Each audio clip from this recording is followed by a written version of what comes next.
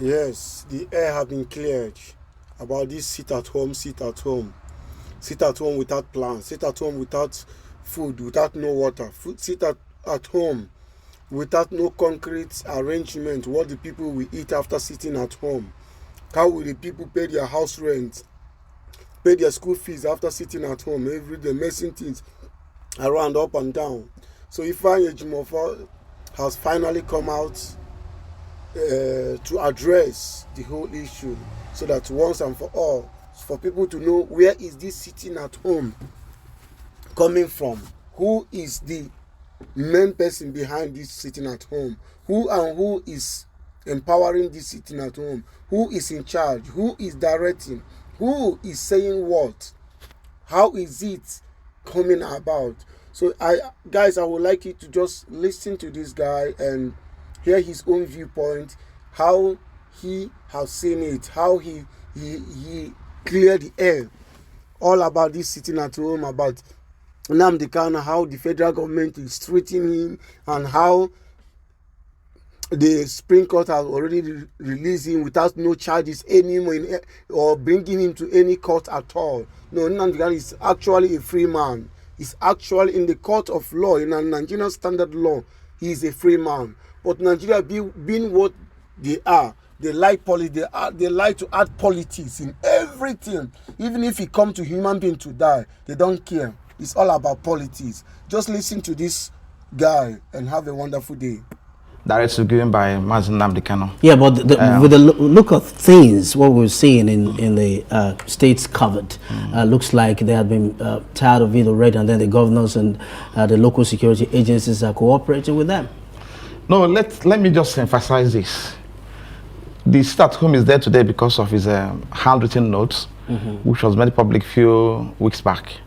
Before now, people has been deceived by misinformation, deliberate falsehood being pushed around by someone who sits in comfort of his bedroom from Finland to be deceiving our people.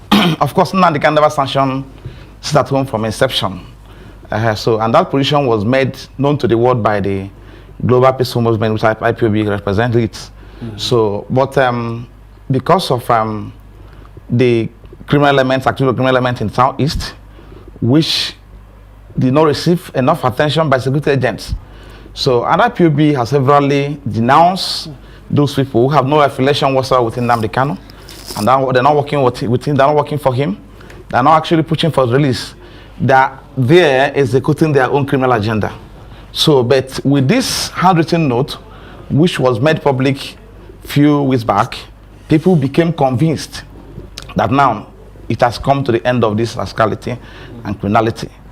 So that will tell you, that simply means that if Nnamdi Kanu will issue a handwritten note ordering total cancellation of sit at home in the entire Southeast from solidly confirming where he's been detained at the DSS consultancy, that means if he has been released in line with the judgment of the Court of Appeal, there will be total peace in the Southeast. And of course, you're aware that flyers are being distributed across the Southeast today, and people are being encouraged to come out and also go about their normal businesses, which is happening from what I've just seen now.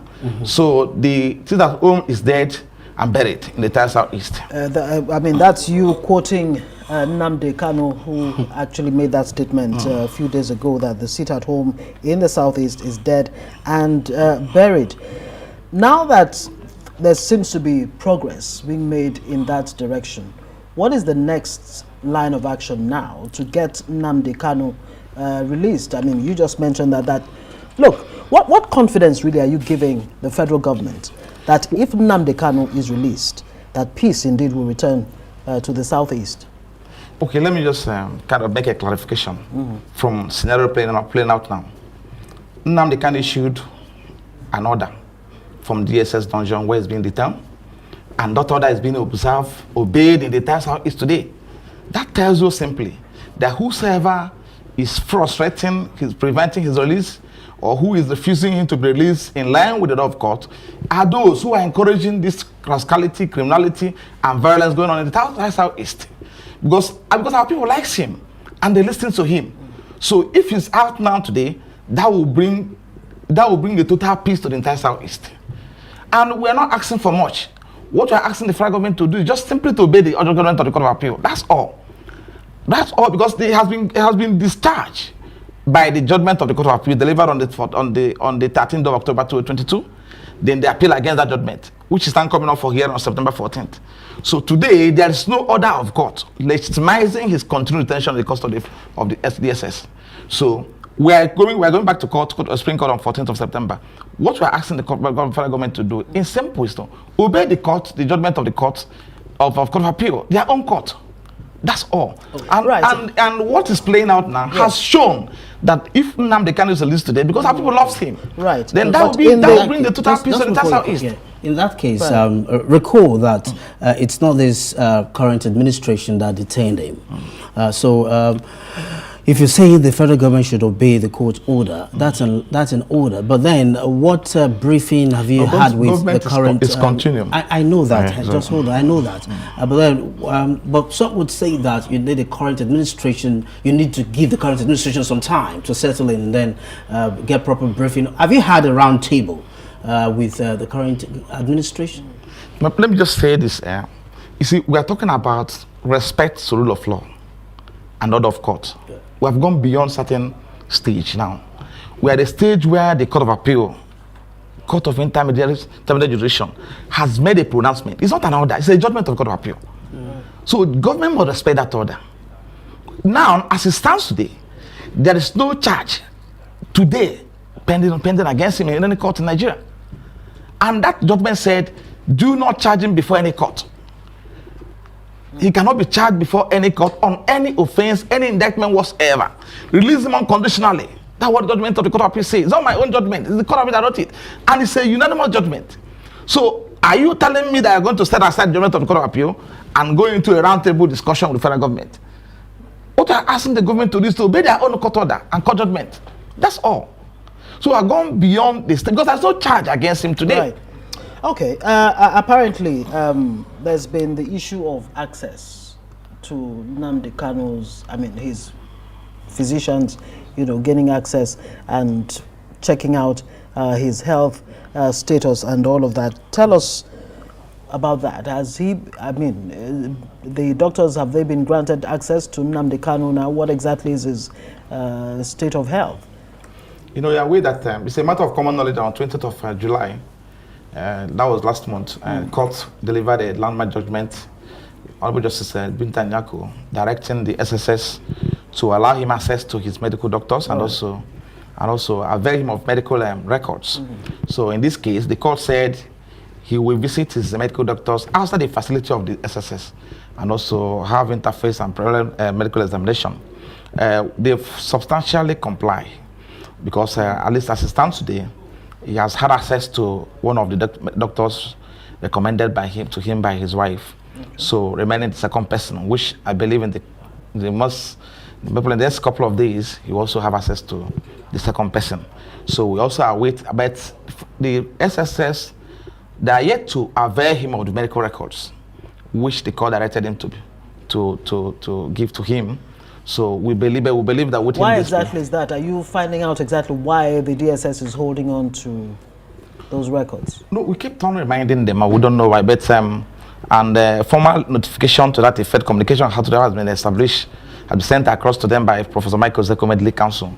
So, and we're expecting compliance any month from them, because today I also reminded them about the necessity to comply with this directive of the court judgment. So, and also the need for him to take further steps, which I may not be able to make public at this platform. So, but we are believing at least substantially comply, and we're taking further steps to ensure that they also allow him access to the second person, which will happen any month from now. So, but because we had an issue with them before now. This was an order made by court sometime 2021, and they refused to obey it because court said he must have access to 3 persons at a go, which include his medical doctor.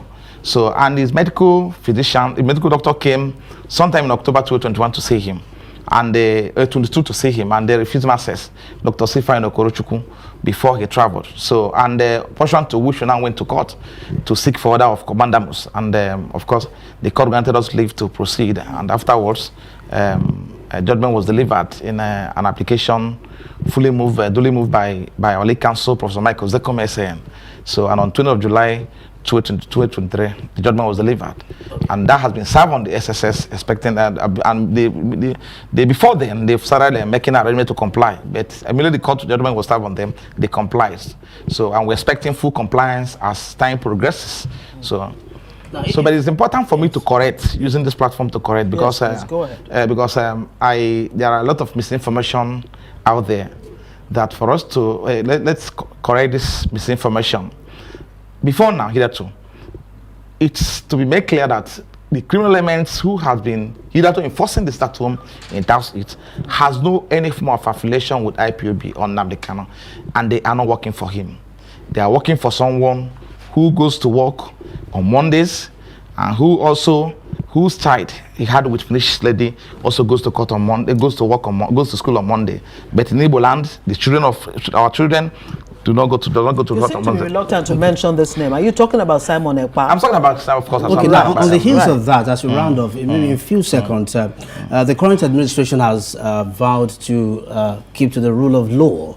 In case it gets released, obeying the court order, if Nnamdi Kanu gets released, how is it then going to go about pursuing his agenda of liberation of his region? The fact is that remains that Nnamdi Kanu has to be engaged, and that step has not been taken by federal government. Engaged in what sense? I mean, in politically engaged, in discussing actually what led to what he's doing, but it's still within his right and right of the global peace movement of IPOB to agite for their right. It's a stand laws. It's a stand right, as clearly provided and protected under the Constitution.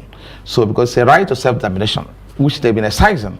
So, if federal government actually wants to engage them and discuss with them and find out what is happening, they have the right to do that. But since that inception of this movement, federal government has never deemed it fit to engage in Nnamdi Kanu. But what they are doing is to arrest him, put him in cell, get him out, make effort to kill him. Of course, they are aware of what happened on September 14, 2017, when they invaded his premises on 14 September, and when he was preparing to come to court on 11th of October that same year, and over 28% was killed in an attempt to kill him. So is that how to go about it? Is there a chance that Nnamdi Kanu may be willing to, change from this, the desire to want a Biafra, the desire for a Biafra nation? Is he willing to the Biafran, step down on that? The Biafra project is a divine project, and a project being operated within the ambits of law, and it's a non-violent project.